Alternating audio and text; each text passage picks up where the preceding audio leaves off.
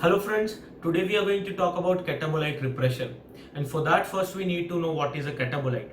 So what is catabolite? Catabolite is the product of catabolism. And what is catabolism?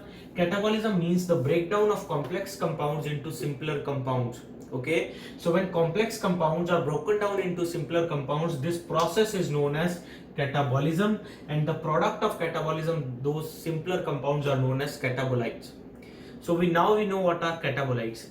Now we need to know what is repression. Repression means to control. Okay, and it is seen that the production of certain enzymes is controlled by catabolites.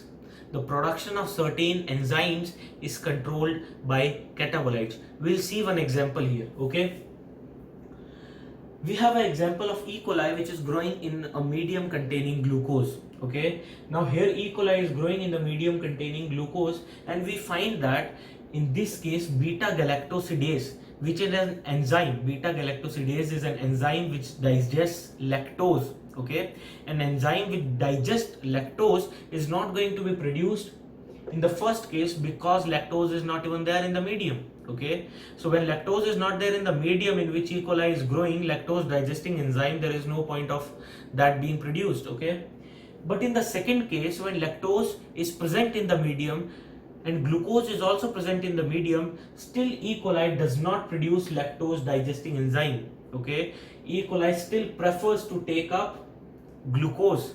Okay, it is not going to produce lactose digesting enzymes.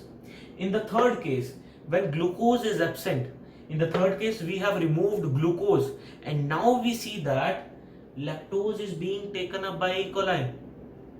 In the first both the cases, lactose digesting enzymes were not being produced, and in both the cases glucose was present. And now in this case, when we remove glucose, lactose digestive enzymes are being produced, beta galactosidase is being produced, and that is very important here. In the absence of glucose only, these enzymes are being produced or lactose is being taken up, which means that the catabolites of glucose are somehow preventing the formation of beta galactosidase, or are somehow preventing the take up of lactose. Okay, so here E. coli prefers to take up glucose instead of lactose, and this phenomenon is known as catabolite repression. That means that the catabolites of glucose are repressing the formation of enzymes, the formation of proteins responsible for the breakdown of lactose.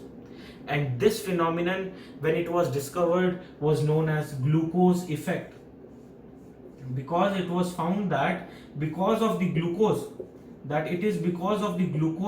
that lactose is not being taken up, or lactose is not being broken down, and this was known as glucose effect. But later we found out there are many other compounds which show similar phenomenons, similar inhibition of enzyme formation, and therefore this term was coined catabolite repression. So that is all about catabolite repression. If you have any questions or queries, please do mention them in comments. Thanks.